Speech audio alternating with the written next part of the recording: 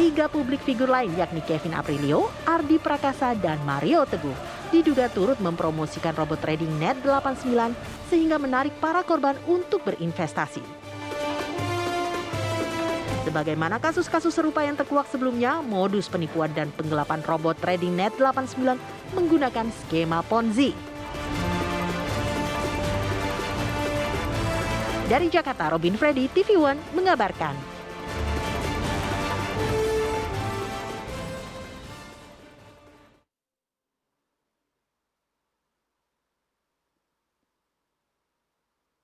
Ya, kita juga ingin menghadirkan informasi, yakni ada klarifikasi ya.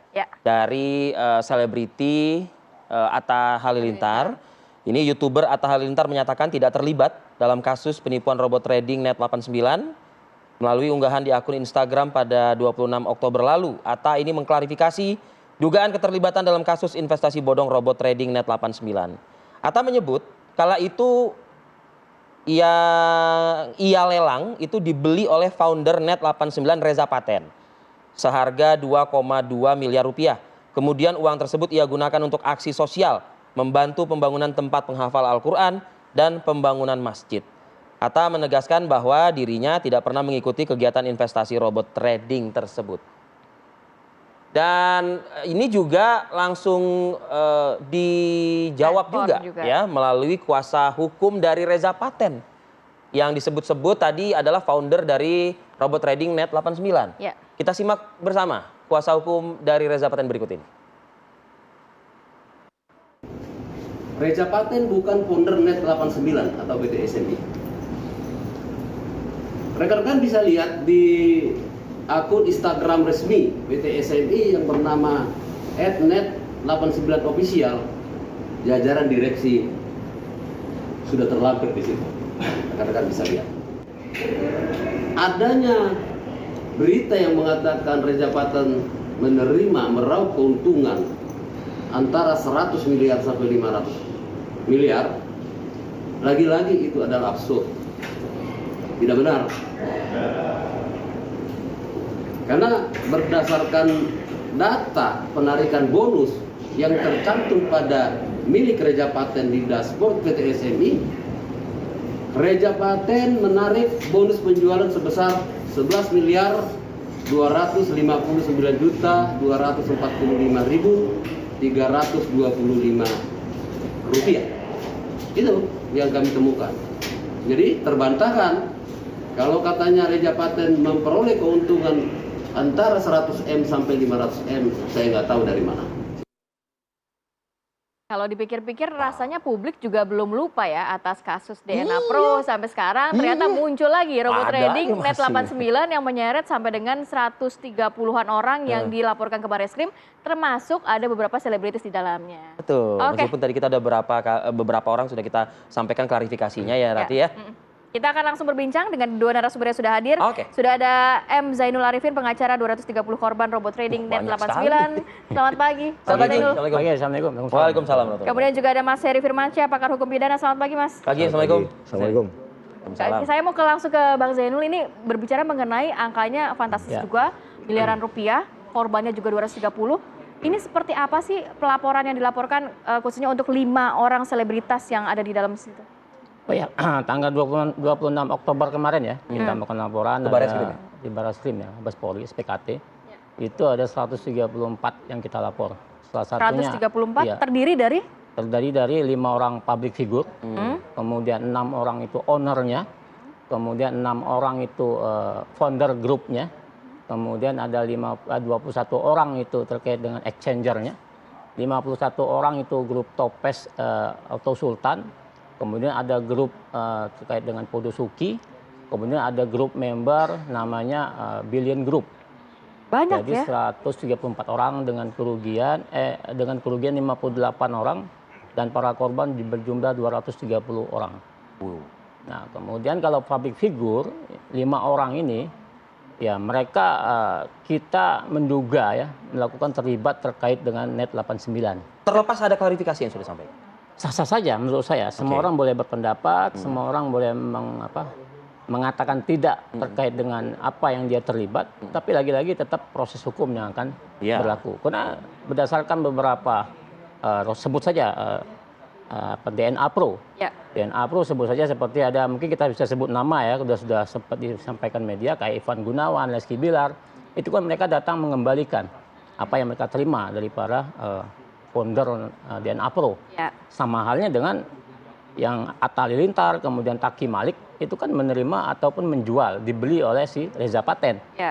Reza Paten ini adalah founder dari grup Pudusuki.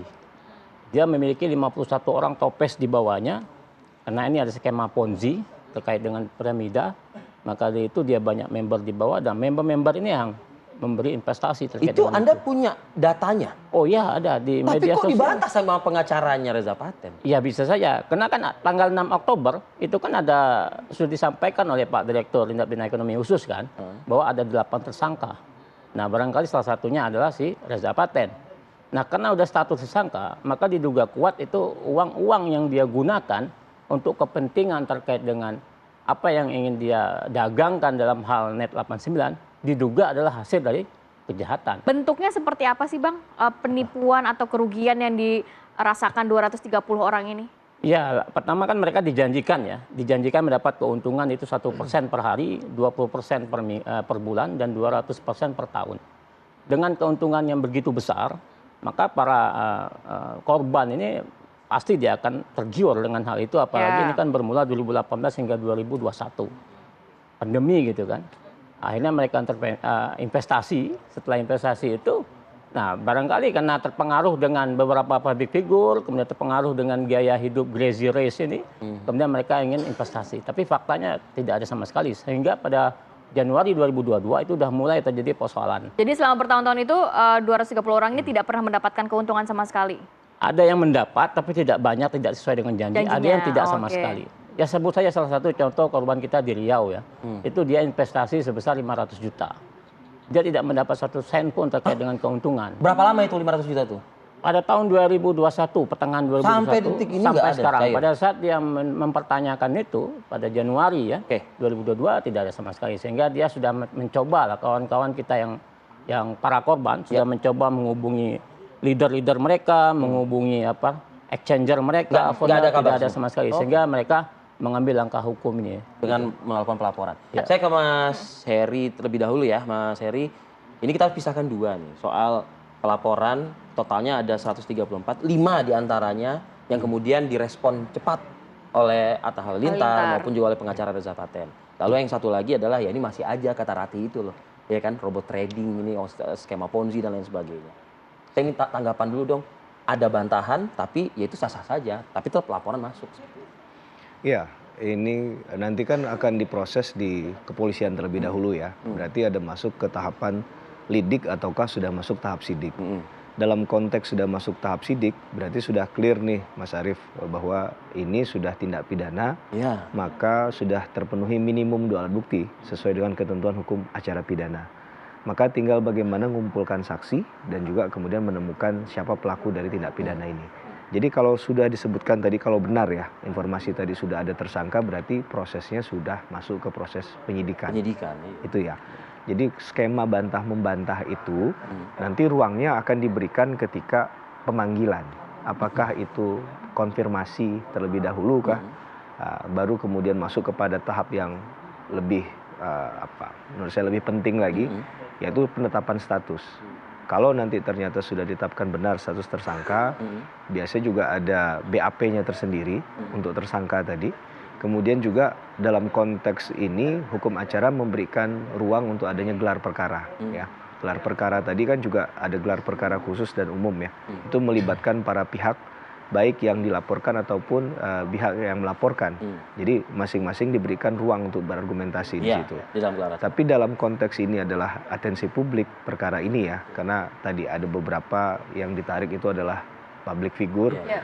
Kita juga sebenarnya ingin memberikan pesan moral lah di hari Minggu pagi ini ya, bahwa dalam konteks kejahatan-kejahatan semacam ini memang perlu edukasi dari masyarakat bahwa kadang mereka tidak melihat legalitas, kalaupun melihat legalitas dari apa yang mereka ikuti dalam kasus ini ya, semacam robot trading.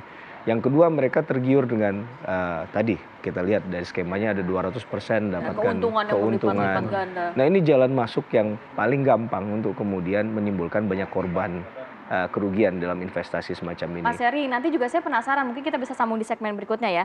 Kalau kan yang di kasus DNA Pro kan ada beberapa artis yang juga akhirnya mengembalikan. Akankah ini juga walaupun sudah diakui tidak ada keterlibatan langsung begitu ya, seperti Atta Halilintar, Dia lelang. harus dibalikin juga nggak duitnya? Tapi kita sambung lagi nanti di segmen berikutnya ya. Tetap bersama kami pemirsa di Apa Kabar Indonesia Pagi.